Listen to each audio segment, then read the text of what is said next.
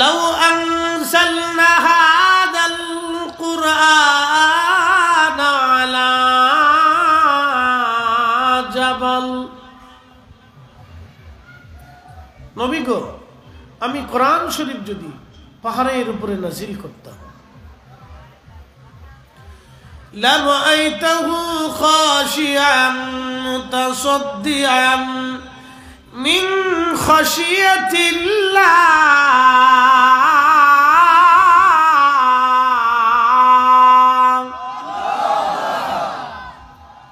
নবী গো, আপনি দেখতেন আমি আল্লাহর ভয়ে পাহাড় গলে মিশে গেছে, মিসমার হয়ে গেছে।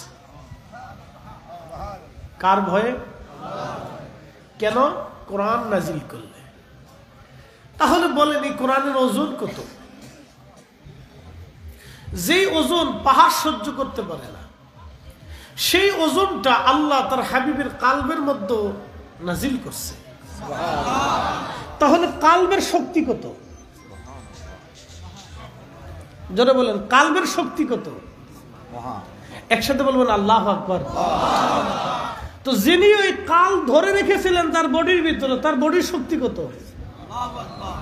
জোরে জোরে জোরে জোরে। এর জন্য নবী আর আমরা এক। জোরে বলেন এক। এই জন্য নজদিদের সাথে আমাদের ঝগড়া হয়। কি কথা কর না কেন? নজদিপন্থীদের সাথে আমাদের কি হয়? ঝগড়া হয়। জমি জমা নিয়ে, টাকা পয়সা লইয়া, বাড়ি গাড়ি লইয়া, রাজনীতি নিয়ে, না যার যার খুশি যেটা করতেছে করুক, ওটা নিয়ে আমাদের কোনো ঝগড়া ফাসাদ নেই। ঝগড়া এক জায়গা, সে ঈমান আকীদা নিয়ে, বিশ্বাস নিয়ে, আল্লাহ রসুলকে নিয়ে। কথা কর ঠিক কিনা? আমি মুক্তসা আপনাদেরকে একটা পয়েন্টে ফেলাইয়া আল্লাহ রসুলের শান বুঝাই দিলাম। যদি বুঝেন তাহলে বুঝবো ব্রেন বালা, আর যদি না বুঝেন তাহলে বুঝবো ব্রেনের সমস্যা আছে। এটা বুড়িগঙ্গার পানি দিয়ে ধৌত করার দরকার, একটা প্রবলেম আছে। একবারে সহজ ভাষায় আপনাকে বুঝাই দিলাম আল্লাহর কোরআন শরীফ থেকে। এখন যদি বলেন যে হুজুর মানি না, তাহলে না মানলে আপনি আমাকে বুঝান যে আমার এটার ভিতরে ভুল হয়েছে। আপনি বিপরীত কোনো আয়াত দিয়ে তাহলে আপনি সাবমিট করেন যে আপনার এটা ভুল হয়েছে, তাহলে আমি সেটা সংশোধন করে নেব। কথা ঠিক আছে না ভাই? তো প্রিয় উপস্থিতি, এই কোরআন শরীফ হচ্ছে আল্লাহর পবিত্র জবান নিঃসৃত কালাম। আল্লাহ এই কোরআনে আমাদের সম্পর্কে আল্লাহ কিছু বাক্য তেলাওয়াত করেছেন, কিছু কথা বলেছেন। তার একটা কথা হচ্ছে ওয়ালাকাদ খলাকনাল ইনসানা মিন সুলালাতিন মিন তিন, আমি মানুষকে মাটি থেকে সৃষ্টি করেছি। একসাথে বলেন আল্লাহু আকবার। কি থেকে? মাটি থেকে। এই কোরআনের আরেক আয়াতে আল্লাহ ওয়াজ করছেন ওয়া বাদা খালকাল ইনসানি মিন তিন, আমি মানুষকে সৃষ্টির সূচনা করেছি মাটি থেকে। সৃষ্টির সূচনা কি থেকে? মাটি থেকে।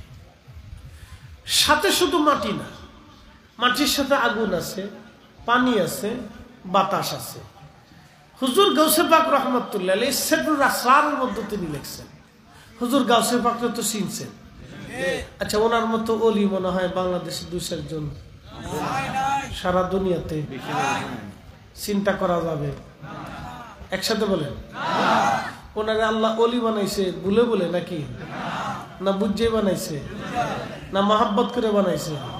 মহাব্বত করেই আল্লাহ তাকে ওলি বানাইছে। একসাথে বলে না মারহাবা।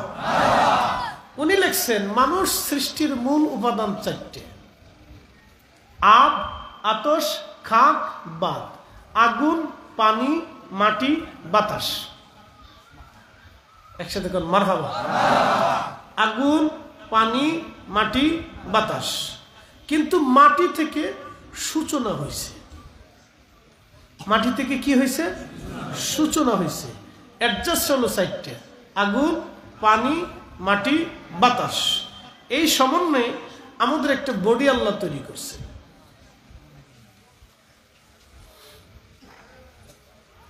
আচ্ছা বলেন, আমাদের শরীরে মাটির অংশ কে দিছে? না না, জোরে বলেন, কে দিছে? পানির অংশ কে দিছে? আগুনের অংশ কে দিছে? বাতাসের অংশ কে দিছে? যদি আল্লাহ সব দিয়ে থাকে তাহলে আমরা কার? আমাদের সব কিছু কার জন্য? আমাদের কি কিছু আছে?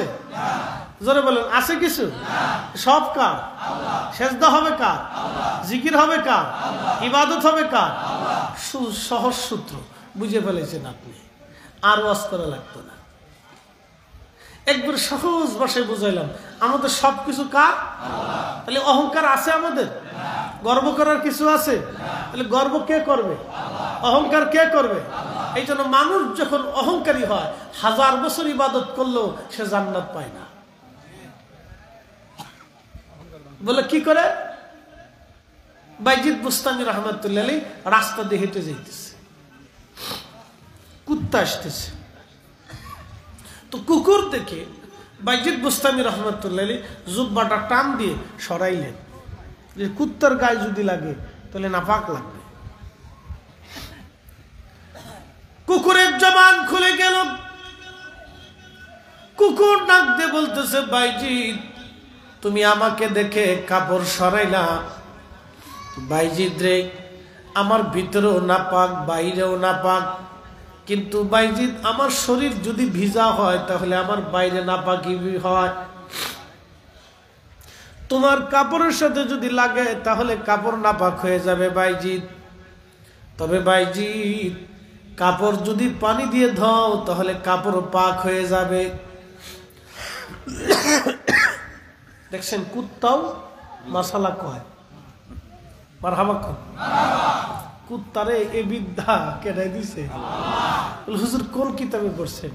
আল্লামা বদরুদ্দিন সেরহিন্দি রহমতুল্লাহ আলাইহি হাজারাতুল কুদসের মধ্যে ঘটনাটা লিখছেন। মারহাবা কর। কুকুরে মাসালা কয়। আমাদের দেশে অনেক মুসলমানদের জিজ্ঞেস যে গোসলের ফরজ কয়টা? ফেস লাগবো? কি কথা কন না, কি লাগবো? ফেস লাগবো, কইতে পারতো না, শরম পাইব। এই জন্য আপনাদেরকে বলি, এই যে মসজিদ আছে, মাঝে মধ্যে মসজিদে আইসা ইমাম সাহেব হুজুরের কাছে বইসা সকালে বিকালে রাতে যে কোনো একটা টাইমে নামাজের পরে 10 মিনিট 15 মিনিট মাসলা মাসাইল শিখবেন। হুজুরকে বলবেন যে হুজুর দয়া করে আপনি 15টা মিনিট সময় নিয়ে একটা কিতাব থেকে আমাদেরকে মাসালা শোনাবেন, পরে শোনাবেন, প্রত্যেক নামাজের পরে 2টা মাসালা শিক্ষা দিবেন। কি কথা খারাপ কইছি আমি? এটা দরকার আছে না? কুকুরে মাসালা কয়, একসাথে কর না, মারহাবা। কয় বাইজিদ কাপড় দিয়ে পানি দিয়ে ধুইলে তো কাপড় ফাঁক হয়ে যাইব গা। আল্লাহু আকবার। কাপড়ে পানি দিয়ে ধুইলে কাপড় ফাঁক হইব যদি আমার শরীরের সাথে তোমার কাপড় লাগে। কিন্তু বাইজিদ তোমার অন্তরে যে নেফাকি ঢুকছে,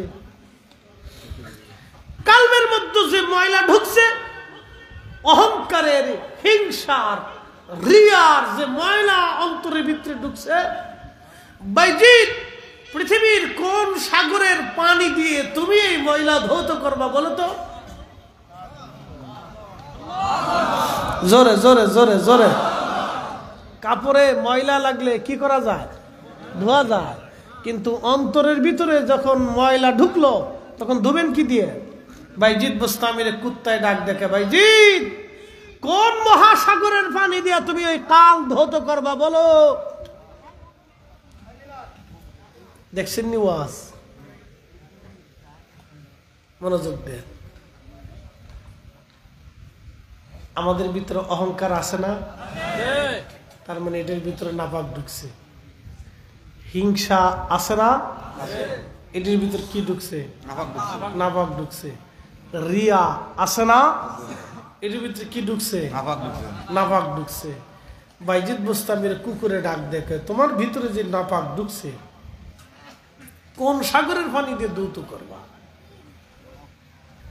এই ওয়াজ যদি বুঝে বাড়ি পর্যন্ত যাইতে পারেন তাহলে হাসতে হাসতে বেহেশতে যাইতে পারবেন। আর নতুবা 1000 বছর সেজদা দিলেও কাজ হবে না। কারণ শয়তান 9 লক্ষ বছর সেজদা দিয়া এক অহংকারের জন্য সব শেষ হয়ে গেছে। কথা কোন ঠিক কিনা?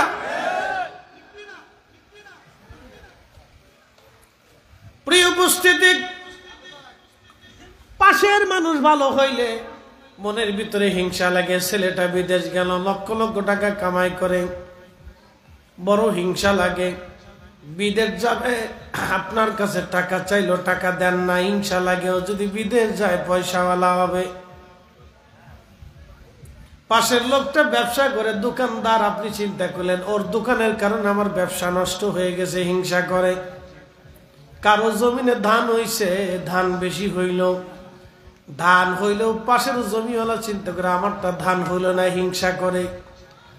1 ইঞ্চি মাটি নিয়ে, জমিন নিয়ে আপন ভাইয়ে ভাইয়ে ঝগড়া করে। কথা কর না কেন? 1 ইঞ্চি মাটি নিয়ে ঝগড়া করে। ভাই ভাইরে সারে না, বন্ধু বন্ধুরে সারে না, আত্মীয় আত্মীয় সারে না, 1 ইঞ্চি মাটি নিয়ে ঝগড়া করে। এই মানব জাতি 1 ইঞ্চি মাটি নিয়ে ঝগড়া করে, 1 ইঞ্চি মাটি নিয়ে ঝগড়া করে, 1 ইঞ্চি মাটি।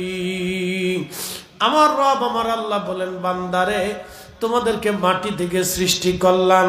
ও আমার বান্দা, তোমাদেরকে মাটির নির্যাস থেকে সৃষ্টি করলাম। বটে মাটির নির্যাস কি? মানব শরীর থেকে নির্গত একটা নির্যাস। আল্লাহ বললেন, সুম্মা জাআলা মিন সুলালাতিন মিন মাইন মাহিন।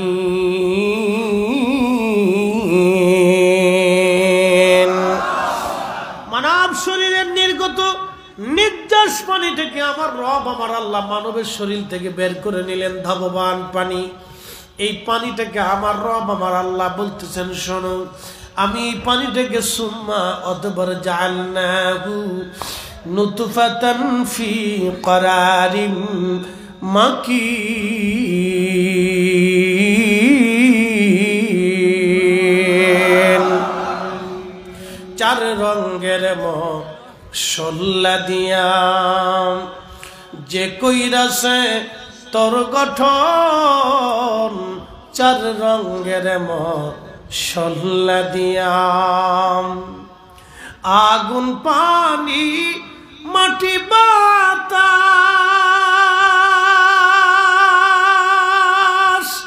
একই যোগে করিয়া প্রকাশ। আগুন, পানি, মাটি, বাতাস একই যোগে করিয়া প্রকাশ। ওরে দেখিলি না তুই কইরা তালাশ, ওরে দেখিলি না তুই কইরা তালাশ, কোন জায়গা সে মহাজন। 4 রঙের মশলা দিয়া যে কইরাছে তোর গঠন, 4 রঙের মশলা দিয়া।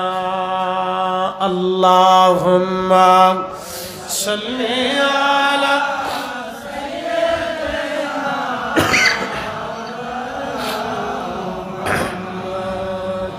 ওয়ালা আলি সাইয়্যিদিনা।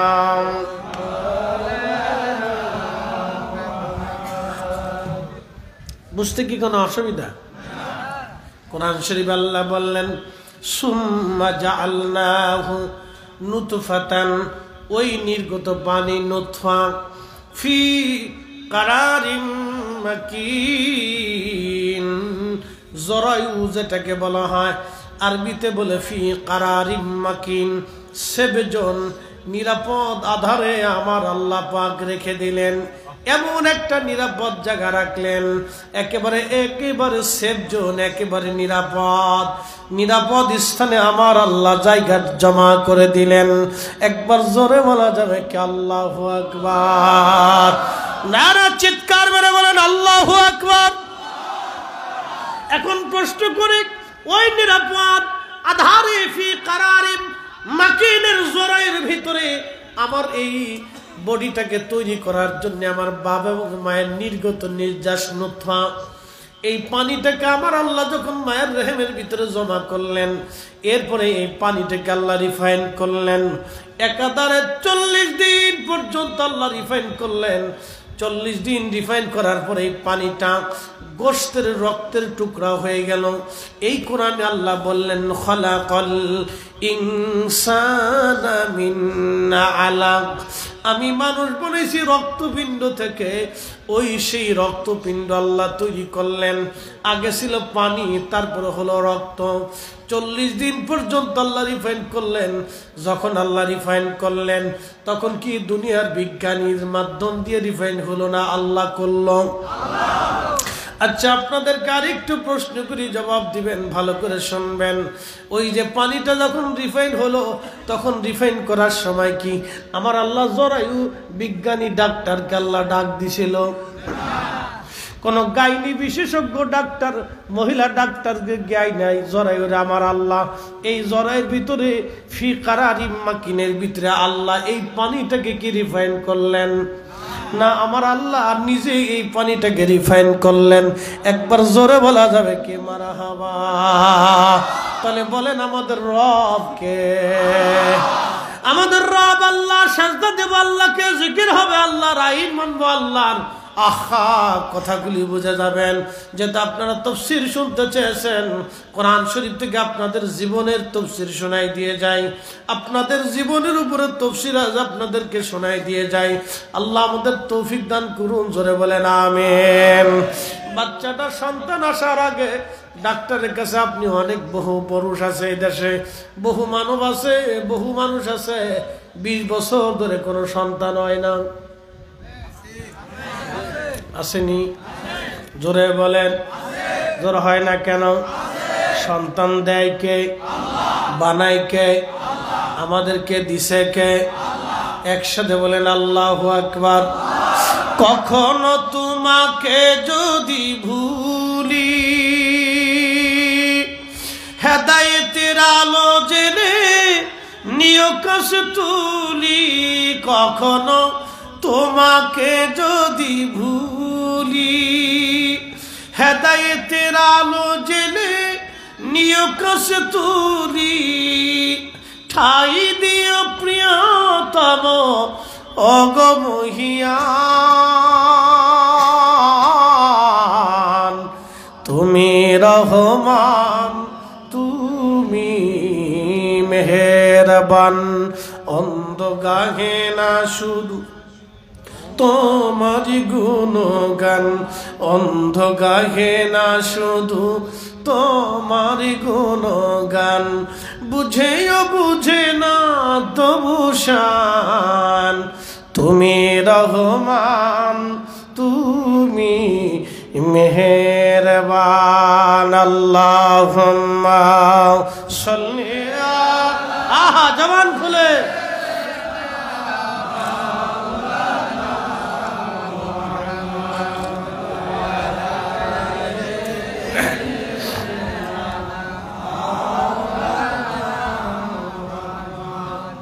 বুঝতে অসুবিধা? উঠেন কেন? কিসে যায়েন না, বসেন বসেন।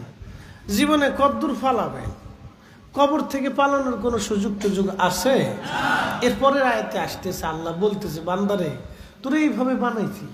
আল্লাহু আকবার। কে বানাইছে? আল্লাহ বানাইছে। ভালো করে বুঝেন, আল্লাহ কোরআন শরীফ থেকে আপনাকে বুঝাইতেছি। আল্লাহ বলতেছে বান্দারে তোমরা এইভাবে বানাইছি, ফি কারারিম মাকিন, তোমার ভিতরে রাখছি, সেফ জোনের ভিতরে। তারপরে আমি আল্লাহ ইচ্ছা অনুযায়ী তোমার এটা রিফাইন করছি। আল্লাহ আল্লাহ। পৃথিবীতে কত মা আছে সন্তান দিতে পারে না, কত বাবার শরীর থেকে নির্যাস বের হয় কিন্তু বাচ্চা হয় না। ডাক্তার বলে আপনি অপারগ, কখনো কোনোদিনও আপনার বাচ্চা হবে না, কখনো কোনোদিনও আপনার বাচ্চা হবে না, কোনোদিনও হবে না, কখনো সন্তান হবে না, কোনোদিনও সন্তান হবে না। আল্লাহ বহু জনকে সন্তান দেয় না, কখনো সন্তান দেয় না, কিন্তু আল্লাহর ওলিদের দরবারে যাইয়া আল্লাহর ওলিদের দুয়ার কারণে আমার আল্লাহ তকদির পরিবর্তন করে দেয়। জোরে জোরে জোরে জোরে জোরে জোরে। বিশ্বাস হয় না? হয়নি? আচ্ছা, আমরার কথা বাদ দিলাম, দারুল উলুম দেওবন্দের একজন মুহাদ্দিস ছিল, তার নাম মাওলানা আশরাফ আলী থানভী। মরহুম আশরাফ আলী থানভী সাহেবের আব্বা, তিনার চর্মরোগ হলো। কি রোগ? চর্মরোগ। মনোযোগ দেন, চর্মরোগের এই এক কবিরাজ ওষুধ খাওয়ানোর কারণে সে এক দুরারোগ্য ব্যাধিতে পরিণত হল। তিনার আম্মার পবিত্র রেহেমে সন্তান আসতো, কিন্তু মারা যাইত, সন্তান ধরে রাখতে পারত না। অনেকের আছে না 3 মাসে সন্তান খালাস হয়ে যায়। কি কথা ঠিক আছে না? 2 মাসে সন্তান কনসেপ্ট হয়, কিন্তু তারপরে কি হয়ে যায়? বের হয়ে যায়, নষ্ট হয়ে যায়। ইয়া রাব, ইয়া আল্লাহ, খুব বুঝেন। পৃথিবীর বহু ডাক্তারের কাছেও গেল, কাজ হয় না। কি কথা কর না কেন? ডাক্তারের কাছে গেল কাজ হয় না। পৃথিবীর জরুরি বিজ্ঞানী যে আছে তার কাছে গেল কাজ হয় না। বিরাট বড় ডাক্তারের কাছে গেল কাম হয় না। আহা, তখন মাওলানা আশরাফ আলী থানভী সাহেবের আব্বা যান, তেনার একজন পীর ও মুর্শিদ ছিল ওই জমানার, একজন মজ্জুব আল্লাহর ওলি। ওই আল্লাহর ওলির দরবারে যায় বললেন হুজুর, তিনার স্ত্রীকে সাথে নিয়ে গেলেন, যায় বললেন হুজুর, আমার এই দুরারোগ্য ব্যাধির কারণে আমার সন্তান কনসেপ্ট হয়, কিন্তু সন্তান মারা যায়, আমি এখন কি করব? আপনি দোয়া করে দেন, আমি কি নিঃসন্তান থাকবো? তখন আল্লাহ ওলি মুরাকাবা করলেন। মুরাকাবা করার পরে বললেন, বেটা, তোমার সন্তান পৃথিবীতে থাকে না, মায়ের পেট থেকে চলে যায়। বলে কি জন্য চলে যায়? চলে যাওয়ার পিছনে কারণ হলো তুমি ওমরের বংশধর, আর তোমার স্ত্রী হচ্ছে হযরত আলীর বংশধর। 2 বংশের টানাটানির কারণে সন্তান মারা যায় পেটের মধ্যে। 2 বংশের টানাটানির কারণে সন্তান মারা যায়। এই কথা আমি লিখি নাই, বেহেশতে জেওরের মুকদ্দমার ভিতরে কথা লেখা আছে। আমি লিখি নেই, আমি কিন্তু বলতেছি না, বেহেশতে জেওরের মুকদ্দমার ভিতরে এই কথা লেখা আছে। আমি তাদের কিতাব থেকে বলতেছি। এরা তো ওলি আল্লাহ বিশ্বাস করে না, এর লাগে তাদের কিতাব থেকে বলার দরকার। কথা কন না কেন? আমরা আধ্যাত্মিকতা বিশ্বাস করি। কি কথা কন না কেন? করেননি? আধ্যাত্মিকতা বিশ্বাস করি না? করি। সব বিদ্যা আছে, যেমন জিন ছাড়াই না, এটা একটা বিদ্যা। আপনি যদি একটা জিনের রুগী আইনে আমার সামনে ধরে এখন যে ফরিদ সাহেব আমি বিরাট বড় বক্তা, ও আজ খুব মজা লাগে, তো জিন ছাড়ান দেন, তো আমি জিন ফু দিবার যায়, জিন উল্টে আমার ফিডাইব। আপনি কত বড় হুজুর আজকে দেখলে দাঁড়ান। কথা ঠিক আছে না? কিন্তু আমার মতোই আরেকজনে এই কোরআনের আয়াত পড়েই ফু দিল, জিনে হিসাব করতে করতে দৌড়ায়। কি কথা কন না কেন? তার মানে ওই বিদ্যা শেখার জন্য তার কিছু রুলস, তার কিছু আইন সূত্র মাইনে তারপরে জিন ছাড়ানো বিদ্যা সে শিখছে। জিন ছাড়ানো এক বিদ্যা, কবিরাজের আর এক বিদ্যা, হোমিওপ্যাথিকের এক বিদ্যা, অ্যালোপ্যাথিকের আর এক বিদ্যা। কি কথা কন না কেন? এক একটা এক এক বিদ্যা, এক একটা এক এক সূত্র। তারপরে জমি জমা মাফে নানি ফারায়েজ, ইলমুল ফারায়েজ, এই হাদিসের বিদ্যা, ইলমুল ফারায়েজ আছে, জমি জমা মাফে কে কদ্দুর পাইব, কেমনে মাপবো। মানে আমরা এই যদি সুতা টুতা ফিতে টিতা এনে কোন হুজুর আপনি বিরাট বড় বক্তা, তা আপনি আমরা জমি মাফি দিয়ে যান, আপনি মাপলে আর কোনো অসুবিধা নাই। আমরা জানি আপনি ঠেয়া বসে খায় মাপতেন না, তা আপনি মাপেন, তা আমি কোন দিক দিয়ে যাই তো আমি নিজেও করতে পারতাম না। তাহলে ইলমুল ফারায়েজ, এই জমি মাফামাফির এটা আর একটা বিদ্যা। কি কথা কন না কেন? অঙ্ক, জ্যামিতি, পাটিগণিত, বীজগণিত, এক একটা এক এক বিদ্যা। ইংরেজির গ্রামার এক এক বিদ্যা, বাংলার গ্রামার আর এক বিদ্যা, আরবি নাহু সরফ আর এক বিদ্যা। আল্লাহু আকবার। এই কম্পিউটার ইঞ্জিনিয়ার আর এক বিদ্যা। পৃথিবীর এরকম সেকশন বিদ্যা আলাদা আছে। তোর ঠিক ইলমে মারিফত আর এক বিদ্যা। এই কথা কন না কেন? জোরে বলো। ইলমে মারিফত আর এক বিদ্যা, এটা আল্লাহর দেওয়া বিদ্যা। এই বিদ্যা শাহজালাল আমিনের ছিল, খাজা বাবা আজমিরের ছিল, মুজাদ্দিদ আল ফসারির ছিল, খাজা বাহাউদ্দিন নকশবন্দ বুখারীর ছিল, কুতুবউদ্দিন কাকির ছিল, নিজামউদ্দিন আউলিয়ার ছিল। যার কারণে তারা জায়নামাজ পানির উপর বিছাই দিছে, পানির সাহস হয় নাই জায়নামাজ ডুবাই দিতে। কথা কর না কেন? বুঝতে কোনো অসুবিধা? মানেননি? এটা একসাথে বলেন, মানেননি? অনেকে কয় যে সুন্নি জামাতের কি হইল, অনেকে চিন্তা করে আমি আপনাদের কাছকে পরেশান মুক্ত করে দিয়ে যাই। দিব? মানেননি? স্থায়ী না অস্থায়ী? আল্লাহর কথা কি স্থায়ী না অস্থায়ী? শেষ হবে না চিরদিন চলবে? মনোযোগ দেন। আল্লাহ কোরআনে ওয়াজ করছেন, আলা ইন্না আউলিয়া আল্লাহ, তার মানে আউলিয়া আল্লাহ কিয়ামত পর্যন্ত থাকবে। এই আস্তে কোন কেন জোরে বলেন, এই জামাত কিয়ামত পর্যন্ত থাকবে। জোরে কোন না কেন, এই জামাত কিয়ামত পর্যন্ত থাকবে। আউলিয়াদের জামাত কিয়ামত পর্যন্ত থাকবে। না না জোরে বলেন, কিয়ামত পর্যন্ত থাকবে। কিয়ামত পর্যন্ত থাকবে। কোরআনের আইন কিয়ামত পর্যন্ত থাকবে। কোরআনের বিধান কিয়ামত পর্যন্ত থাকবে। আল্লাহর ওলিদের জামাত কিয়ামত পর্যন্ত থাকবে। সবাই মিলে চেষ্টা করলেও আল্লাহর ওলিদের জামাত নিঃশেষ করে দিতে পারবে না। পারবে? বিশ্বাস হয়নি? লা খাউফুন, মারহাবা কোন, লা খাউফুন ওয়ালা হুম ইয়াহজানুন,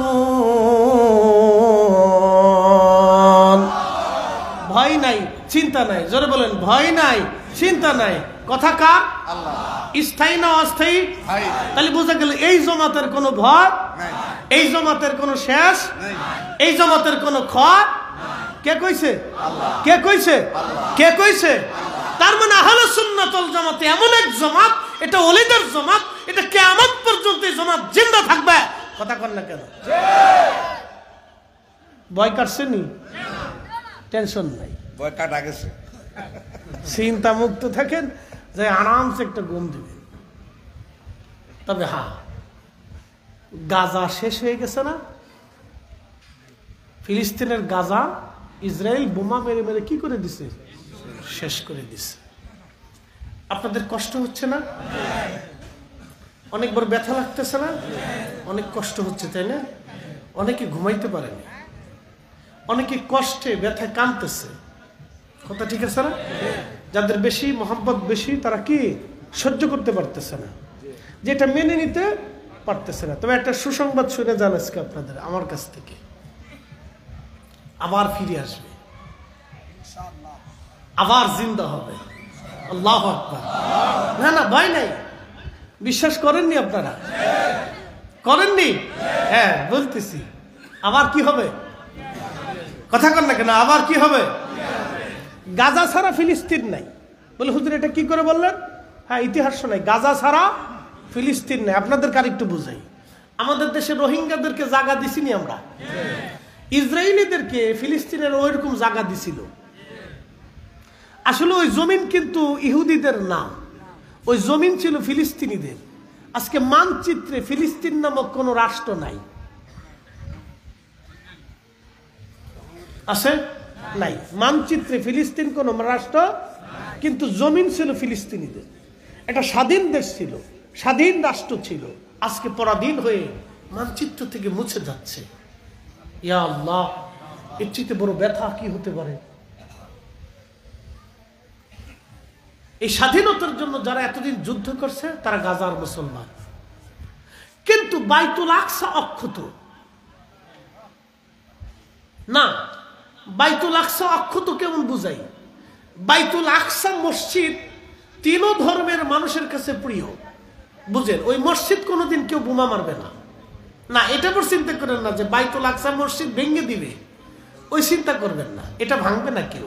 কিন্তু ভয়টা কোথায় বলে দিয়ে যাই, মসজিদ ভাঙবে না। বাইতুল আকসার যে মসজিদ, এই মসজিদ কখনো কেউ ভাঙবে না, কারণ বাইতুল আকসা মসজিদ যিনি প্রথম নির্মাণ করেছিলেন তিনি সৈয়দুনা ইব্রাহিম আলাইহিস সালামের বেটা, হযরত ইসাক আলাইহিস সালামের বেটা হযরত ইয়াকুব আলাইহিস সালাম। হযরত ইয়াকুব আলাইহিস সালাতু ওয়াস সালাম ঘুমিয়েছিলেন। ইয়াকুব আলাইহিস সালাতু ওয়াস সালাম ওই বাইতুল আকসার মসজিদ, যেখানে বর্তমানে মসজিদ যেটা একবারে সুন্দর আপনার হলুদ কালারের জিগজাগ লাল দেখা যায়, ওইটা না, কিন্তু আরেকটা গম্বুজ আছে সেটা কালো দেখা যায়, এটা হলো অরিজিনাল বাইতুল আকসা। যেইখানে মসজিদ ওইখানে একটা পাথর ছিল, ওই পাথরের উপরে হযরত ইয়াকুব আলাইহিস সালাতু ওয়াস সালাম ঘুমিয়েছিলেন। স্বপ্নের মধ্যে দেখলেন ওইখান থেকে আসমান বরাবর একটা সিঁড়ি চলে গেল, ওই সিঁড়ি বেয়ে বেয়ে ফেরেশতারা উঠে নামে উঠে নামে। আল্লাহর রহমতের ফেরেশতারা ওই সিঁড়ি বেয়ে বেয়ে উঠে নামে। সারা রাত্র তিনি স্বপ্ন দেখতে লাগলেন। রহমতের ফেরেশতারা আসমান থেকে সিঁড়ি বেয়ে বেয়ে ওইখানে নামে, আবার ওইখান থেকে চলে যা।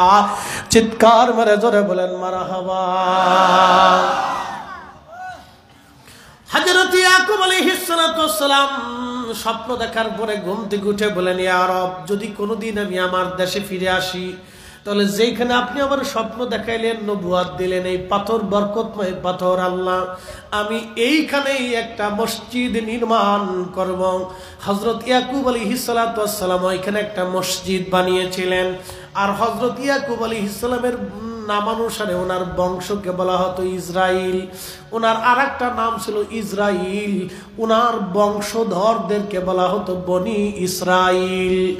বনি ইসরাইল, এই বনি ইসরাইলে বাইতুল আকসাকে কেন্দ্র করে আমার আল্লাহ ৭০,০০০ নবী পাঠিয়েছে। জোরে বলেন আল্লাহু আকবার। এই জন্য ইসরায়েলিরা, ইহুদিরা বলে এটা আমাদের। ইহুদিরা কি বলে? এটা আমাদের। এই বাইতুল আকসাতে হযরত ঈসা রূহুল্লাহ আলাইহিস সালাতু ওয়াস সালামের মা খাদেমা ছিলেন। ইতিহাস একটু জানার দরকার না? একটু থোড়া থোড়া বলতেছি, ভালো করে শুনেন, একটু বোঝার দরকার। তাহলে ইহুদিরা কি বলে? এই বাইতুল আকসা আমাদের। জোরে বলেন, ইহুদিরা কি বলে? এই বাইতুল আকসা আমাদের। যেহেতু আমাদের পূর্বপুরুষ হযরত ইসরাইল, তার নাম ছিল হযরত ইয়াকুব আলাইহিস সালাম, তিনি এই মসজিদ নির্মাণ করেছে, অতএব এই মসজিদ আমাদের। এই জন্য এই মসজিদ ইহুদিরা জীবনেও ভাঙবে না, এটা মনে করেন না। ওরা ভাঙবে না, ওরা বোমা মারবে না, বরং এটা বাঁচানোর জন্য ওরা চেষ্টা করবে, কিন্তু মসজিদ দখল করে ওরা রাখবে। মসজিদ ওরা ছাড়বে না। বুঝাইতেছি আপনাদেরকে, আরেকটু বুঝাই। ইহুদিরা বলে মসজিদ আমাদের। হযরত ঈসা রূহুল্লাহ আলাইহিস সালাতু ওয়াস সালামের মা হযরত মারিয়াম আলাইহিস সালাম তিনি মসজিদে খেদমত করতেন, মসজিদ পরিষ্কার করতেন। ওনার একটা হুজরা ছিল, এই হুজরার মধ্যে তিনি থাকতেন। হুজরার প্রধান জাকারিয়া আলাইহিস সালাম মারিয়াম আলাইহিস সালামের আপন খালু ছিলেন, আপন খালু। হযরত মারিয়াম আলাইহিস সালাম একদিন অন্দরমহলে গোসল থেকে বের হয়ে তিনার বেডরুমে আসছে। এমন সময় দেখে তিনার মেন দরজায় একজন যুবক দাঁড়ানো, সুদর্শন যুবক। হযরত মরিয়ম ডাক দেয়া বলেন, এ যুবক তুমি কে? আমার দিকে তুমি আগাবে না, আমার এই অন্দরমহলে তো কোনোদিন কোনো পুরুষ ঢুকে নাই, তুমি আবার কে? কোনো পুরুষ আসে নাই, তুমি কে আমার ঘরের মধ্যে ঢুকলা? হযরত যুবক ডাক দেয়া বলতেছে, মরিয়ম আপনি চিন্তা করেন না, আমি দুনিয়ার কোনো মানুষ না, আমি রুহুল কুদুস ফেরেশতা জিবরাইল আলাইহিস সালাম। বলে আপনি জিবরাইল কি জন্য আসছেন? বলে আমি আসছি আপনাকে একটা পবিত্র সন্তান দেওয়ার জন্য। মারিয়াম ডাক দিয়ে বললেন, জিবরাইল আমি তো বিয়ে হয় নাই, আমার কি করে সন্তান হবে? আমার তো কোনো পুরুষ আমাকে স্পর্শ পর্যন্ত করে নাই, কোনো পুরুষ আমাকে স্পর্শ পর্যন্ত করে নাই, আমার সন্তান কি করে হবে? জিবরাইল বললেন, কুন ফায়াকুন, আল্লাহ যেমনে বলবে সামনেই হবে, আপনি হা করেন। মারিয়াম হা করলেন। জিবরাইল আলাইহিস সালাম দূর থেকে দাঁড়ায় ফু মারলেন। ওই ফুয়ের মাধ্যমে হযরত ঈসা রূহুল্লাহ রুহু মুবারক হযরত মারিয়ামের পেটের মধ্যে চলে গেল। এই জন্য তাকে বলা হতো রুহুল্লাহ, রুহুল্লাহ, রুহুল্লাহ। আর আমাদের নবী হলো নূরুল্লাহ, ঈসা রুহুল্লাহ, আর মুহাম্মদুর রাসূলুল্লাহ নূরুল্লাহ। ঈসা নবী সরাসরি রূহের তৈরি, আর আমাদের নবী নূরের তৈরি। একসাথে কোন আল্লাহু আকবার। ঈসা নবী কিসের তৈরি? রূহের তৈরি। উনি বাবা মায়ের নির্গত নির্যাস পানির তৈরি না। ফি কারারিম মাকিনে আল্লাহ এই যে লাকাদ খালাকনা নুতফাতা খালাক, এই যেখানে আল্লাহ বলছেন সুম্মা জাআলনাহু নুতফাতান ফি কারারিম মাকিন, এখানে ঈসা আলাইহিস সালামকে এই কথা বলা যাবে না। নুতফা দিয়ে ওনাকে বানানো হয় নাই, সরাসরি রুহু দিয়ে বানানো হয়েছে। আল্লাহু আকবার। এই জন্য রুহুল্লাহ। এই জন্য কি? জোরে কর না, এই জন্য কি? আমাদের নবীকে আল্লাহ নূর দিয়ে বানাইছে, এই জন্য নূরুল্লাহ। একসাথে কোন আল্লাহু আকবার। উনি আল্লাহর রূহ আর উনি আল্লাহর নূর। একসাথে জোরে বলেন আল্লাহু আকবার। বুঝাইতে পারছি না আপনাদেরকে? হ্যাঁ, বুঝে যান, বোঝাটা জরুরি, বোঝাটা জরুরি। খুব মনোযোগ দিবেন। ঈসা রুহুল্লাহর জন্ম হলো, পৃথিবীতে আসলেন এই জন্য খ্রিস্টানরা মরে যাবে, কিন্তু এই মসজিদ ভাঙবে না। খ্রিস্টানরাও ভাঙবে না, ইহুদিরাও ভাঙবে না, মুসলমানরাও ভাঙবে না। কারণ আমার নবী এই মসজিদে ১৬ লক্ষ নবী নিয়ে মেরাজের রাত্রিবেলা এখানে নামাজ পড়িয়েছে। আমাদের এই মসজিদ, আমরাও জীবন চলে যাবে কিন্তু মসজিদ ভাঙবো না। কথা কন না, ঠিক কিনা? তিন ধর্মের কাছে এই মসজিদ পবিত্র, কিন্তু এই মসজিদের কর্তৃত্ব নিয়ে হলো লড়াই, মসজিদের অধিকার নিয়ে লড়াই। মসজিদ ভাঙ্গা নিয়ে লড়াই না, মসজিদের কর্তৃত্ব নিয়ে লড়াই।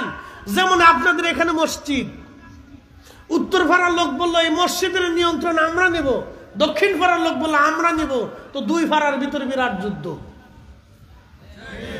কি কথা? অনেক জায়গা হয় না মসজিদের কমিটি নিয়ে, নিয়ন্ত্রণ নিয়ে যুদ্ধ হয় না? কি কথা কন না কেন? বাংলাদেশে ওয়াহাবি সুন্নি যুদ্ধ হয় না? মসজিদ কেন্দ্র করে মারামারি হয় না? বহু জায়গা হয়। একসাথে কন আল্লাহু আকবার। তো এইরকম মসজিদের নিয়ন্ত্রণ নিয়ে হলো ইসরায়েলের সাথে প্যালেস্তাইনের যুদ্ধ।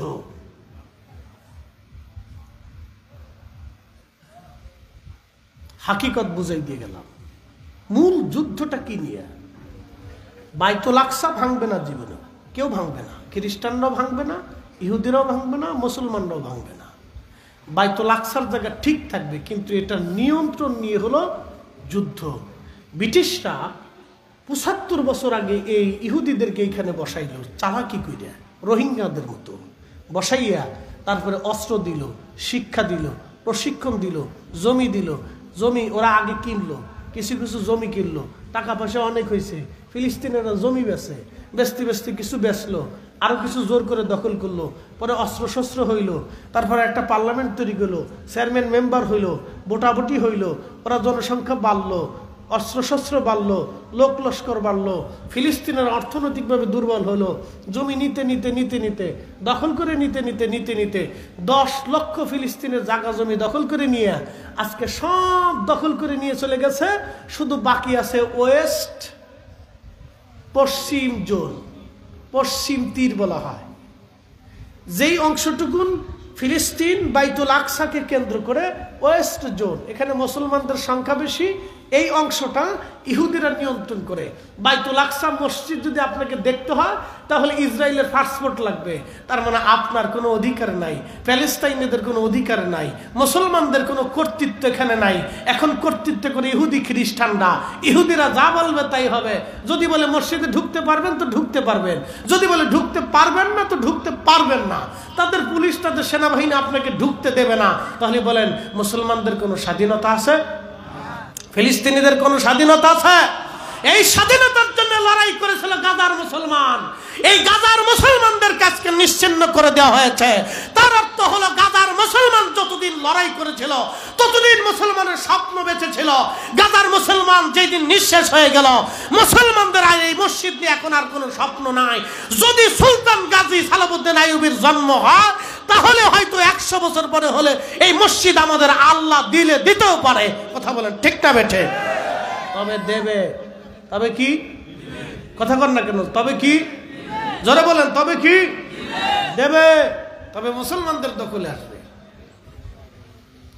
এখন যেখানে বাইতুল আকসায় মানুষ ঘোরাঘুরি করে, এটি ইসরায়েলের ফাস্টফুড নিয়ে ঘুরতে হয়, ইসরায়েলের ফাস্টফুড নিয়ে যেতে হয়, ইসরায়েলের অনুমতি নিয়ে যেতে হয়, নতুবা ঢুকতে দেয় না। আর ওখানে যে ফিলিস্তিনের যারা মুসলমান আছে তাদের কোনো কর্তৃত্ব নাই, তাদের কোনো পাওয়ার নাই। নাম কাওয়াজতে একজন প্রেসিডেন্ট আছে, তার নাম দিয়েছে মাহমুদ আব্বাস। এটা ইসরায়েলের কেনা দাস। যেমনি কয় নাচো এমনি নাচো, যেমনি কয় বইতে এমনি বইয়ে থাকে, কয় এমনি ঘুমা এমনি ঘুমাই থাকে। বুঝাইতে পারছি আপনাদেরকে? যুদ্ধ করছে কারা? গাজার মুসলমান। জোরে বলেন, যুদ্ধ করছে কারা?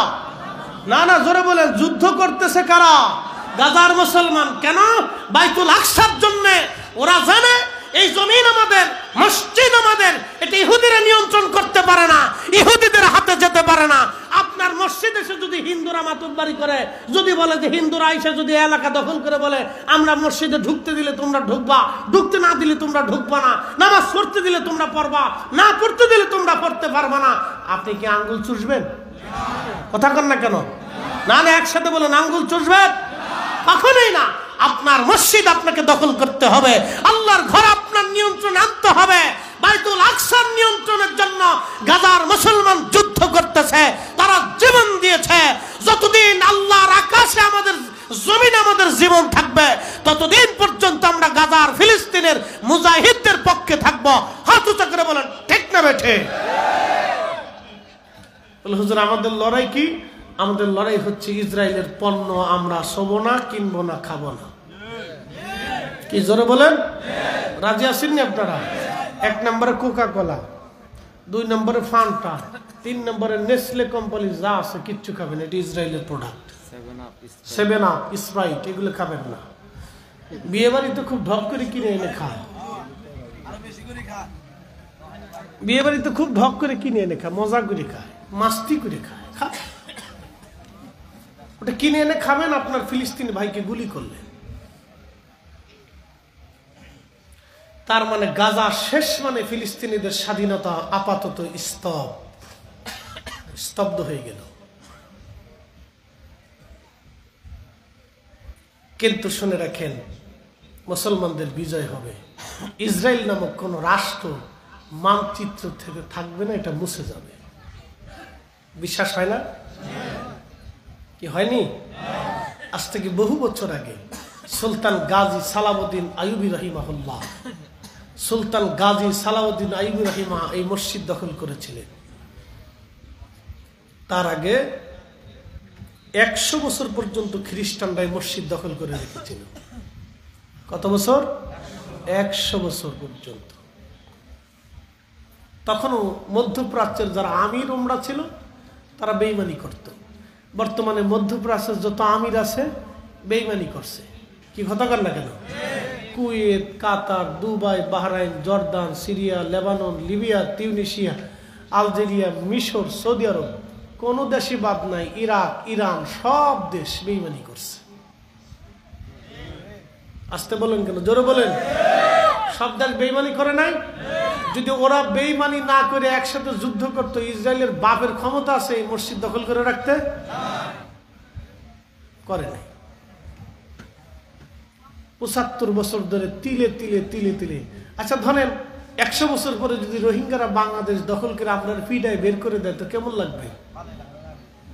ভাল লাগতো না? নি খুব ভাল লাগতো। রোহিঙ্গারা তোরা বেরা, আমরা বাঙালি অরিজিনাল, আমরা যা বেরো,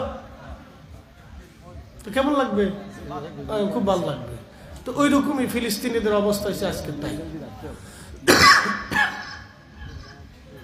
ফিলিস্তিনিদের অবস্থা হয়েছে তাই আজকে 12টা রোহিঙ্গা ইসরায়েলি ইহুদিদেরকে রাখতে দেয়, আজকে ফিলিস্তিনিদের গলার কাটা হয়েছে। শুধু কাটা হয় নাই, স্বাধীনতা পর্যন্ত নিঃশেষ হয়ে গেছে। আজকে ইতিহাস শুনে যান, এগুলো আমাদের জানার দরকার। এই জন্য বাইতুল আকসাতে যদি যান তাহলে ইসরায়েলের অনুমতি দিয়ে যেতে হবে। এটা কি স্বাধীনতা? এখন যদি বলেন ইহুদিরা খ্রিস্টানরা মিলে যদি বলে মদিনায় ঢুকতে হলে আমাদের অনুমতি লাগবে, বলেন এর চাইতে মুসলমানের মরে যাওয়া ভালো না? এই কথা কর না কেন? জোরে বলে। যদি সামাম পৃথিবীর খ্রিস্টান আর ইহুদিরা মিলে বলে যে তোদের কাবায় ঢুকতে হলে আমাদের অনুমতি লাগবে, কাবা শরীফে ঢুকতে হলে আমাদের অনুমতি লাগবে, এই চাইতে মুসলমানদের মরে যাওয়া ভালো না? তো কাবা শরীফ, মদিনা শরীফ, বাইতুল আকসা, 3টা মসজিদ, কাবা, বাইতুল আকসা, মদিনা, মদিনাতুন নববী, মসজিদে নববী, বাইতুল আকসা, বাইতুল মুকাদ্দাস, কাবা শরীফ, 3টা মসজিদ মুসলমানদের মসজিদ। তো 3টা মসজিদের একটা মসজিদ আজকে ইহুদিরা নিয়ে গেল। এই মসজিদকে বাঁচানোর জন্য, এই মসজিদটাকে ধরে রাখার জন্য গাজার মুসলমান শেষ রক্ত দিয়ে যুদ্ধ করছে। আল্লাহু আকবার। না না জোরে বলেন আল্লাহু আকবার। যদি মুজাহিদ দেখতে হয় তাহলে পৃথিবীর শ্রেষ্ঠ মুজাহিদ ওরা, যদি শহীদ দেখতে হয় তাহলে বর্তমান জমানার শ্রেষ্ঠ শহীদ ওরা, যদি মুসলমান দেখতে হয় তাহলে বর্তমান পৃথিবীর মধ্যে শ্রেষ্ঠ ইমানের অধিকারী মুসলমান ওরা। কথা কন না কেন? বাচ্চা মরছে, সন্তান মরছে, সব মরছে, দেশ ছেড়ে দিছে, কিন্তু মাথা নত করে নাই। আর পশ্চিম তীরে যেগুলো আছে এগুলো হলো গোলাম, ডরায়। এতে দিয়ে কি হবে? পশ্চিম তীরে ফিলিস্তিনি যেটি আছে এটা হলো গোলাম, এটা ডরায়। প্রিয় উপস্থিতি, সঠিক ইতিহাসটা আজকে আপনাদেরকে শোনাইলাম। এই জন্য বাইতুল আকসা মসজিদ কখনো ভাঙবে না, কখনো ভাঙবে না। খ্রিস্টানরাও ভাঙবে না, মুসলমানও ভাঙবে না, ইহুদিরাও ভাঙবে না, কারণ এটা সবাই তাদের পবিত্র স্থান। এই জন্য ইহুদিরা বাইতুল আকসার পাশে ইবাদত করে, খ্রিস্টানরাও ইবাদত করে, মুসলমানরাও ইবাদত করে। কিন্তু কথা হলো, এই মসজিদে খ্রিস্টানরা কেন ইবাদত করবে? এটা খ্রিস্টানদের মসজিদ না, এটা ইহুদিদের মসজিদ না, এটা মুসলমানদের মসজিদ। কথা বলেন ঠিক কিনা? এটা কাদের? না না, একসাথে বলেন, কাদের? কাদের? এই ইসরায়েল রাষ্ট্র পশ্চিমাদের তৈরি, এই ইসরায়েল রাষ্ট্র পশ্চিমাদের তৈরি। ফিলিস্তিন আগে ছিল, আবার 100 বছর পরে হলো ফিলিস্তিন জিন্দা হবে, 100 বছর পরে হলো ফিলিস্তিনকে আল্লাহ জিন্দা করবে। আজ মুসলমানদের হাত থেকে বাইতুল আকসা ইহুদিদের হাতে চলে গেল অনির্দিষ্ট সময়ের জন্য। আহা, এর চেয়ে বড় কষ্ট জীবনের এক কঠিন সাক্ষী হলাম আজ, যা আমাদের কাছ থেকে বাইতুল আকসা ইহুদিদের নিয়ন্ত্রণে চলে গেল কতদিনের জন্য আমরা জানি না। এর চেয়ে কঠিন সাক্ষী এই উম্মতের আর কিছু হতে পারে না। এই উম্মত একটা ব্যর্থ উম্মত। কিন্তু গাজার মুসলমানরা শেষ রক্ত দিয়ে ওরা চেষ্টা করেছিল, ওদেরকে কেউ সাহায্য করলো না। গাজার মুসলিমরা জীবনের শেষ রক্ত দিয়ে জিহাদ করেছে, কিন্তু ওদেরকে কেউ সাহায্য করলো না। আমরা এমন একটা জমানার সাক্ষী হলাম, মেহেশ্বরের মঠে আল্লাহ জিজ্ঞেস করলে কোনো জবাব দিতে পারবো না। এত সহজ ভাবতেছেন? এত সহজ ভাববেন না। এই মসজিদকে কেন্দ্র করে লক্ষ লক্ষ মুসলমানের জীবন গেছে, শহীদ হয়েছে। এত সহজ ভাবতেছেন এই মসজিদ? 1.25 লক্ষ নবী এই মসজিদে নামাজ পড়েছে মেরাজের রাত্রিগুলি। এত সহজ ভাইবেন না।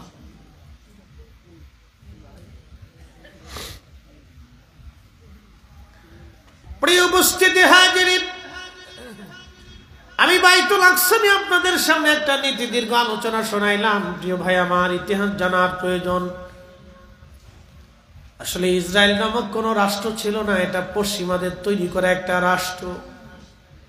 আজকে তারা ফিলিস্তিন দখল করে নিয়ে চলে গেল। শেষ সময় পর্যন্ত গাজা আরাফার মুসলমানদেরকে নিঃশেষ করে দিল, মিসমার করে দিল। তবে হ্যাঁ, ইতিহাস অনুযায়ী আমি যতটুকু জানি, এই বাইতুল আকসা, এই ফিলিস্তিন নতুন করে বিরান হয় নাই, এরও আগে বহুবার এটা বিরান ভূমি হয়েছে। নবী উজাইর আলাইহিস সালাতু ওয়াস সালাম এই মসজিদ, উজাইর আলাইহিস সালামের জমানাতে পৃথিবীর একটা নিকৃষ্ট বাদশা ছিল, তার নাম ছিল বক্তে নসর। না কষ্ট হইতেছে আপনাদের? কদ্দুর বাজে দেখলে বুঝিয়ে আলোচনা রাই, ওই দেশে লীল আপনি বাপরে বাপ 12টা হয়ে যাইস। আচ্ছা, বেশি লম্বা কথা বাড়াবো না, আমি জানি আপনাদের কষ্ট হচ্ছে। একসাথে বলেন তো আল্লাহু আকবার। তাহলে বাইতুল আকসা কি আমাদের না ইহুদিদের? আমাদের না খ্রিস্টানদের? এইবার বুঝতে পারছেন আমেরিকা অস্ত্র টাকা পয়সা কেন দেয়? কি কথা কর না কেন? বুঝতে পারছেন? ইউরোপিয়ানরা ইসরায়েলকে সাহায্য করে ফিলিস্তিনিদেরকে করলো না, বুঝতে পারছেন কেন করলো না? কারণ খ্রিস্টানরা চায় এই মসজিদ আমাদের নিয়ন্ত্রণে থাকুক। খ্রিস্টানরা জানে এটা মুসলমানদের নিয়ন্ত্রণে গেলে আমরা জীবনেও এই মসজিদের কাছে যেতে পারবো না, আমাদের নবী ঈসা আলাইহিস সালাতু ওয়াস সালামের স্মৃতিময় জায়গা আমরা পাবো না। যদি ইহুদিদের কাছে যায় তাহলে আমরাও পাবো, ওরাও পাবে, ইহুদিরাও পাবে, খ্রিস্টানরা পাবে।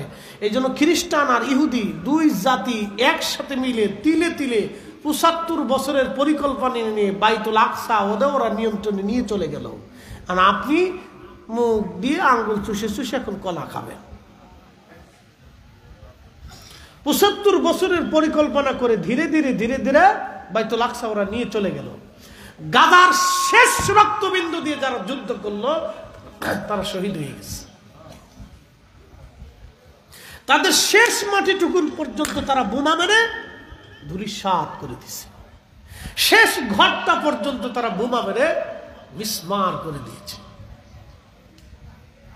গাজার মুসলমান যুদ্ধ না করা মানে বাইতুল আকসা অনির্দিষ্টকালের জন্য খ্রিস্টান এবং ইহুদিদের নিয়ন্ত্রণে চলে গেল।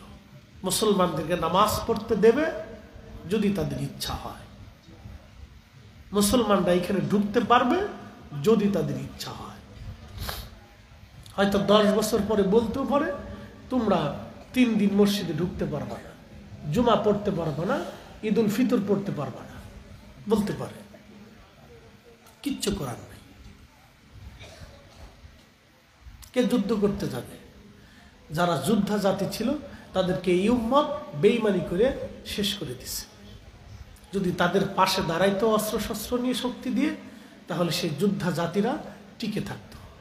হয়তো তাদের ভয় হলো ইসরায়েল এই মসজিদে আমাদের নিয়ন্ত্রণ কর্তৃত্ব কিছু হলে দিতে বাধ্য থাকত।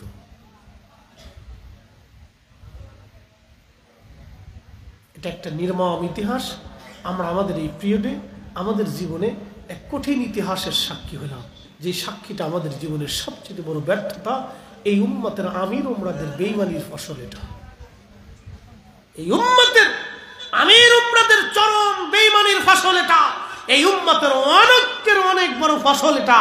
আজকে আমরা বাইতুল আকসা হারিয়ে ফেলেছি অনির্দিষ্টকালের জন্য। কবে আমরা ফিরে পাবো আমরা তাও জানি না, তবে আসবে। আমরা না দেখলেও আমাদের সন্তানরা দেখবে, তারা না দেখলেও আমাদের নাতিরা দেখবে। একসাথে বলেন আল্লাহু আকবার। না না, জোরে বলেন, আরো জোরে। বিশ্বাস আসেনি আপনাদের? এটার উপর বিশ্বাস আসেনি? যদি থাকে তাহলে বাইতুল আকসা আসবে। আল্লাহ আমাদেরকে বুঝার তৌফিক দান করুন, সকলে বলেন আমিন। প্রিয় উপস্থিতি, আমার লম্বা কথার দিকে যাব না, আমি কোরআনের শেষ কথার দিকে চলে যাই। আমার রব আমার আল্লাহ বললেন, তোমাদেরকে আমি রব্বুল আলামিন সুম্মা জাআলনাহু নুতফাতান ফি করারিন মাকিন, সেজনের মধ্যে রাখলাম। সুম্মা খলাকনান নুতফাতা, আমি নুতফা তৈরি করলাম। নুতফাতা আলাকাতান, আমি নুতফা থেকে রক্তপিণ্ড তৈরি করলাম। ফাখলাকনাল আলাকাতা মুদগাতান, এরপরে আমি রক্তপিণ্ড থেকে 40 দিন রিফাইন করার পরে আমি আল্লাহ গোশত তৈরি করলাম, গোশতপিণ্ড। ফাখলাকনাল মুদগাতা ইযামা, এবং আমি গোশতপিণ্ড থেকে আমি রব্বুল আলামিন আবরণ সৃষ্টি করলাম, একটা স্ট্রাকচার তৈরি করলাম। একবার জোরে বলা যাবে কি মারহাবা? এরপর আল্লাহ বললেন, ফাকাসাউনাল ইদামা লাহমা, গোশত দিয়ে, এই যে আমাদের শরীরের ভিতরে হাড়ের উপরে যে গোশত আছে, চামড়া আছে, আবরণ আছে, আমি আবরণ দিয়ে এটা ঢেকে দিলাম। খুব সুন্দর করে আমি রব্বুল আলামিন তৈরি করলাম। হাতের জায়গা হাত, আঙ্গুলের জায়গা আঙ্গুল, চোখের জায়গা চোখ, নাকের জায়গা নাক, কানের জায়গা কান, মাথার জায়গা মাথা রাখলাম, পায়ের জায়গা পা, অঙ্গ প্রত্যঙ্গ গুলি আমি রব্বুল আলামিন বানাইলাম।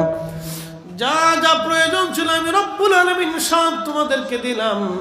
আল্লাহ রসুল বলতেছেন, আমার উম্মতেরা শোনো, আল্লাহ রব্বুল আলামিন 120 দিনের মাথায় আসার পরে রুহু নামক ইঞ্জিনটা রুহের জগৎ থেকে আমার আল্লাহ এনে আমাদের বডির ভিতরে রুহু নামক ইঞ্জিনটা আল্লাহ ফিট করে দেয়। একবার জোরে বলা যাবে কি মারহাবা? আল্লাহ বানাইলেন কত জাতি,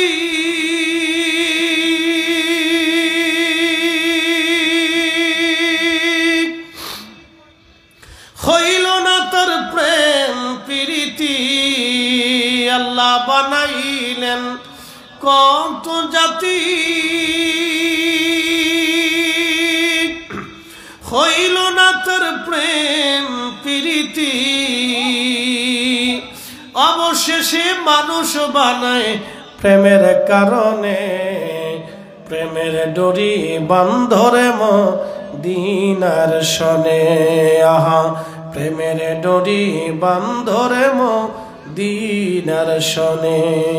ওরে মানুষ বানাইছে আল্লাহ প্রেমের কারণে, আহা মানুষ বানাইছে আল্লাহ প্রেমের কারণে, প্রেমের ডরি বান্ধরে মদিনার শনে।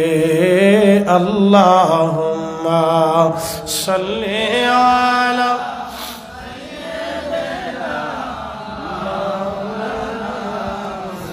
মুহাম্মদ ওয়া আলা আলি সাইয়্যিদিনা।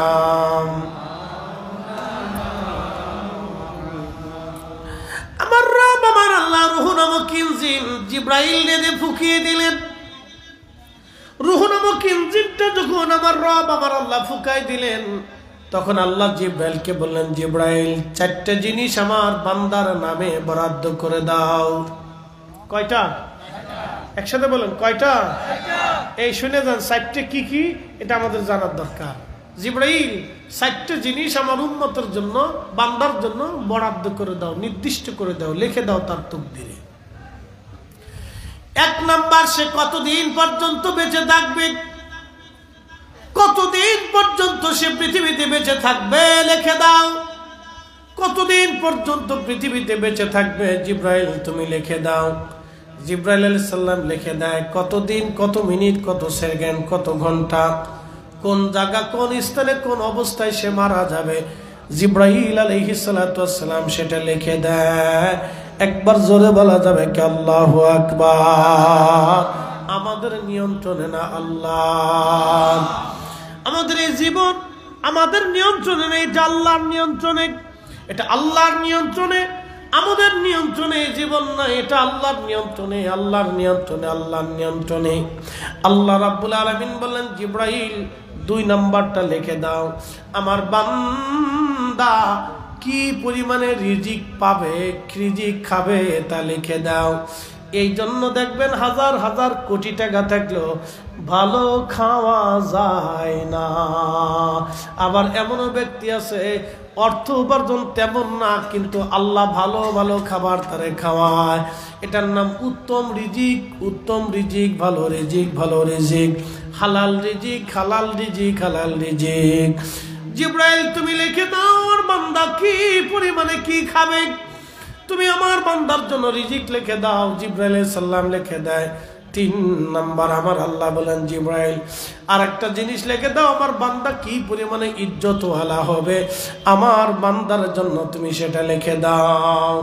4র্থ নাম্বার, তুমি আমার বান্দার জন্য লিখে দাও, আমার বান্দার জন্য তুমি লিখে দাও। 4র্থ নাম্বার, আমার বান্দা মুসলমান হয়ে মরবে না কাফের হয়ে মরবে, সেটা লিখে দাও। এটা হচ্ছে সবচেয়ে ভয়ানক। আমার বান্দা কি বেঈমান হয়ে মরবে না ঈমানদার হয়ে মরবে, লিখে দাও। এই জন্য বহু মানুষ বেঈমান হয়ে কবরে চলে যাবে, বহু মানুষ বেঈমান হয়ে কবরে যাবে। কি বিশ্বাস হয় না আপনাদের? বহু মানুষ কি হয়ে কবরে যাবে? বেঈমান। বলে হুজুর কেমনে? আমাদের দেশে একদল আছে বুকে হাত বেঁধে নামাজ পড়ে। তাদের বক্তব্য হলো আল্লাহ রসুল সাল্লাল্লাহু আলাইহি সাল্লামের আব্বা আম্মা 2 জন কাফের। বুঝেন নাই? কি ভাবতেছেন? কি কবরে যাওয়া লাগবে না? কি কবরে যাবেননি আপনারা? মারা যাবেননি? আল্লাহর কাছে ফিরে যাবেননি? তো দুনিয়াতে যদি এই বিশ্বাস নিয়ে কবরে যান যে রসুলের আব্বা আম্মা কাফের ছিল, কিয়ামতের ময়দানে আল্লাহ রসুলের সাথে কি দেখা হবে না? কবরে সবার আগে কার সাথে দেখা হবে? আল্লাহর সাথে। হ্যাঁ, কবরে কার সাথে দেখা হবে? রাহমাতুল্লিল মা কুনতা তাকুলু ফি হাক্কে হাদার রাজুল। কবরে তো আল্লাহ রসুলের সাথে আগে দেখা হবে, আল্লাহর নবীর সাথে দেখা হবে, আল্লাহর রসুলের সাথে দেখা হবে। এই জন্য আশিক রসুলরা মৃত্যুকে ভয় করে না। আশিক রসুল যারা, তারা চিন্তা করে মৃত্যুর পরেই আমার রসুলের সাথে দিদার হবে। কবরে সর্বপ্রথম আল্লাহর হাবিবের সাথে দেখা হবে, হাসরের ময়দানে দেখা হবে। সেই দিন যদি আল্লাহ রসুল জিজ্ঞেস করে, উম্মত রে, তুমি আমার আব্বা আম্মারে জাহান্নামে বানাইছিলে, কারণটা কি? তুমি আমার আব্বা আম্মাকে কাফের বলছো, কারণটা কি? আহা, আচ্ছা আপনাদেরকে প্রশ্ন করি, বলেন নবীজির কন্যার মতো কারো কন্যা আছে? নবীজির সন্তান ছেলেদের মতো কারো ছেলে আছে? নবীজির স্ত্রীদের মতো কারো স্ত্রী আছে? নবীজির পিতামাতার মতো কারো পিতামাতা আছে? নবীজির পরিবারের মতো কারো পরিবার আছে? এত সহজ জিনিস। এই জন্য কিছু মানুষ বেঈমান হয়ে কবরে যাবে। কি হয়ে কবরে যাবে? বেঈমান হয়ে কবরে যাবে। জিবরাইল লিখে দাও, কে ঈমান নিয়ে কবরে যাবে, কে বেঈমান হয়ে কবরে যাবে, লিখে দাও। এই জন্য সবসময় দোয়াতে বলবেন, আল্লাহ দোয়া শিক্ষা দিলেন, রব্বানা লা তুজিগ কুলুবানা, রব্বানা লা তুজিগ কুলুবানা বা'দা ইযা হাদাইতানা ওয়া হাব লানা মিন লাদুনকা রাহমাতান ইন্নাকা আনতাল ওয়াহ্হাব, রব্বানা লা তুজিগ কুলুবানা বা'দা ইযা হাদাইতানা ওয়া হাব লানা মিন লাদুনকা রাহমাতান ইন্নাকা আনতাল ওয়াহ্হাব। রব্বুল আলামিন, ওগো রব আমার আল্লাহ, আপনি আমাদেরকে হেদায়েতের পথ দেখাইয়া, সঠিক রাস্তা দেখানোর পরে আপনি গোমরা বানায়েন না, সঠিক রাস্তা দেখানোর পরে আপনি গোমরা বানায় দিয়েন না। এই জন্য এই দোয়া করতে হয়, রব্বানা লা তুজিগ কুলুবানা বা'দা ইযা হাদাইতানা ওয়া হাব লানা মিন লাদুনকা রাহমাতান ইন্নাকা আনতাল ওয়াহ্হাব। চারটি জিনিস লিখে দেয়। 1 নম্বর হায়াত, কোন জায়গা কোন অবস্থায় কোন দিন কোন সময় মারা যাবেন আল্লাহ ছাড়া কেউ জানে না। 3 নম্বর আমার আল্লাহ লিখে দেয় কি পরিমাণে খাবার খাবেন, রিজিক পাবেন, আল্লাহ ছাড়া কেউ জানে না। 4 নম্বর আমার আল্লাহ লিখে দেন আপনি কি পরিমাণে ইজ্জতওয়ালা হবেন। এই জন্য দেখবেন আল্লাহ কাউরে রাষ্ট্রপতি বানায়, আবার আল্লাহ কাউরে ভিখারি বানায়, আল্লাহ কাউকে ওসি বানায়, কাউকে আল্লাহ পিয়ন বানায়, আল্লাহ কাউরে আলেম বানায়, কাউরে জালেম বানায়, কেউ ডাকাত হয়, কেউ চোর হয়, কেউ সাধু হয়, সন্ন্যাসী হয়, কেউ বুজুর্গ হয়, কেউ ধনী হয়, কেউ দরিদ্র হয়, কেউ ভিখারি হয়, কেউ কষ্টে দিনপাত করে রিজিকের সংখ্যা কমে যায়। আমার আল্লাহর সব ইশারা আদম নবী এইগুলি দেখলেন। সন্তানরা কেউ খাবে, কেউ খাবে না, কেউ পড়বে, কেউ পড়বে না, কেউ রাজা হবে, আমির হবে, কেউ ধনী হবে, দরিদ্র হবে, কেউ জ্ঞানী হবে, কেউ পাগল হবে। আদম সফিউল্লাহ ডাক দিলেন, ইয়া রব, এরা তো আমার সন্তান, আমি তো তাদের বাবা। আল্লাহ বাবা হিসেবে সন্তানদের জন্য বড় মায়া হয়। রব্বুল আলামিন, আপনি দয়া করে আমার সন্তানদের মধ্যে সমান করে দেন। কাউরে ধনী বানেন না, গরিব বানেন না, রাজা বানেন না, আমির বানেন না, ডাক্তার বানেন না, আল্লাহ সবাই সমান করে দেন। কাউরে ফকির বানেন না, প্রজা বানেন না, আল্লাহ সবাই সমান করে দেন। আমার আল্লাহ ডাক দেখ, আদম রে তা হবে না। বলে আল্লাহ কারণ কি? আমার রব আমার আল্লাহ ডাক দেয়, বলেন আদম রে, আমি আমার বান্দাদেরকে পরীক্ষা করব, যে ধনী তার পরীক্ষা চলবে দান করে কেনা, যে গরিব পরীক্ষা হবে সে আমার ইবাদত করে কেনা, গরিবত্ব পাওয়ার পর আমি আল্লাহর প্রতি কৃতজ্ঞ হয় কেনা। কারণ আমি আল্লাহ পাগল বানাবো, কারণ আমি আধা পাগল বানাবো, আমি আল্লাহ শিক্ষিত বানাবো, অশিক্ষিত বানাবো, কারো রাজা বানাবো, রাজা বানায় আমি আল্লাহ পরীক্ষা করব, দেখি তার দায়িত্ব ঠিক মতো পালন করে কেনা। আমি আল্লাহ তার ইমাম বানায় দেখবো সে দায়িত্ব পালন ঠিক মতো করে কেনা। আমি মসজিদের সভাপতি বানায় তারে দেখবো সে দায়িত্ব পালন করে কেনা। আমি আল্লাহ ভিখারি বানায় দেখবো সে আমি আল্লাহর প্রতি কৃতজ্ঞ হয় কেনা। আমি আল্লাহ অনেক টাকার সম্পদের মালিক বানায় দেখবো সে আমি আল্লাহ জিকির করে কেনা, না শুধু সম্পদের পিছনে দৌড়ায় না, আমি আল্লাহ জিকির করে। এই সবগুলি হলো আদম আমি বান্দার জন্য আমি আল্লাহর পক্ষ থেকে পরীক্ষা পরীক্ষা পরীক্ষা। এই জন্য আল্লাহ বলেন, আল্লাযী খালাকাল মাউতা ওয়াল হায়াতা লিয়াবলুয়াকুম আইয়াকুম আহসানু আমালা।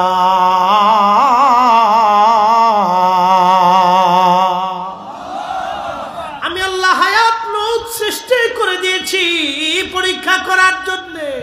আহসানু আমালা, কে ভালো আমল করে আমি রব্বুল আলামিন সেটা দেখব, সেটা দেখার জন্য দুনিয়াতে তারে পাঠাইলাম।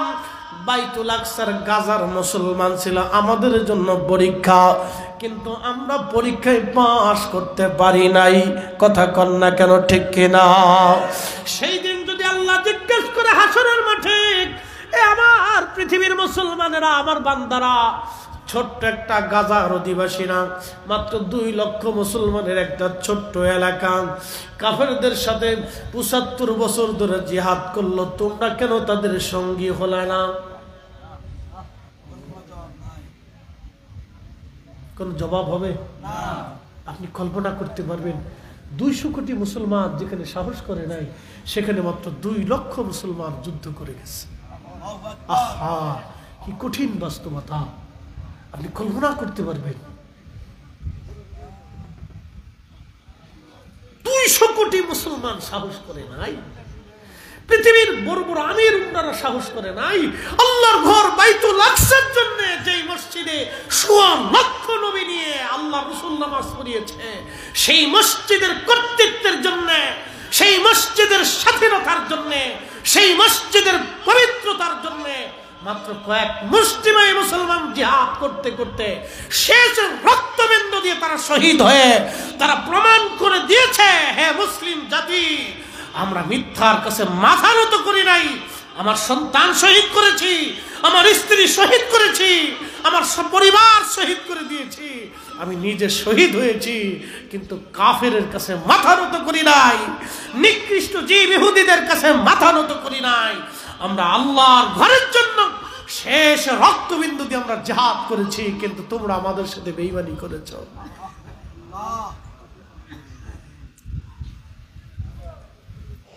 হাসরের ময়দানে আল্লাহ রাসূল জিজ্ঞেস করলে কোনো জবাব দেওয়ার মতো শক্তি আমাদের নাই।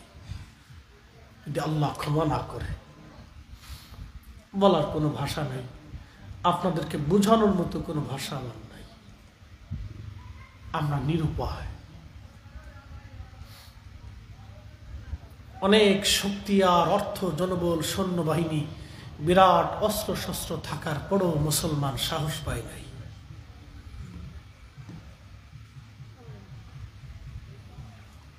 আল্লাহ তাদের রক্তের উসিলায়, শহীদদের উসিলায় যেন আল্লাহ আমাদেরকেও মাফ করে দেয়।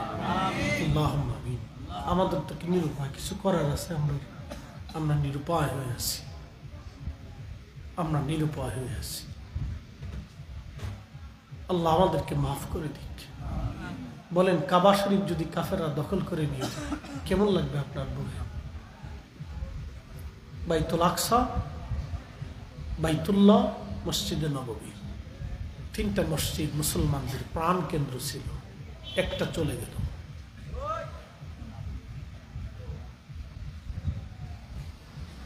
এর চেয়ে চরম বাস্তবতা, কঠিন সিচুয়েশন মুসলমানদের পূর্বতর সময় হয়েছে, হয় নাই তা না। আবার আমরা সাক্ষী হলাম, একটা জাতি বছরের পর বছর ছোট্ট একটা জনগোষ্ঠী জিহাদ করে গেছে, ছোট্ট একটা জনপদ বছরের পর বছর জিহাদ করছে, শহীদ হয়েছে, রক্ত দিছে, জমিন হারাইছে, সংসার হারাইছে, সব হারিয়ে ফেলছে। এমনও পরিবার আছে কেউ নাই, একটা এতিম বাচ্চা বেঁচে আছে। এমনও পরিবার আছে কেউ নাই, একটা এতিম বাচ্চা আছে। এমনও মেয়ে আছে কেউ নাই, শুধু সেই বেঁচে আছে। কোথায় যাবে, কোথায় থাকবে, কোথায় খাবে, আগামীর ভবিষ্যৎ তার কি হবে সে নিজেও জানে না, কিচ্ছু জানে না। এর চেয়ে কঠিন সিচুয়েশন আমি আপনাদেরকে আর বলতে পারবো না। সামনে আগাইলে আমি স্থির থাকতে পারবো না, আপনাদের কষ্ট হবে। আল্লাহ আমাদেরকে তাদের সঙ্গী হিসেবে কবুল করবে কিনা জানি না, আমরা চাই আল্লাহ কবুল করুক। কিয়ামতের ময়দানে আমরা এই ভালোবাসার জন্য যেন আল্লাহ তাদের সাথে আমাদের মেহসুর করায় দিক বলে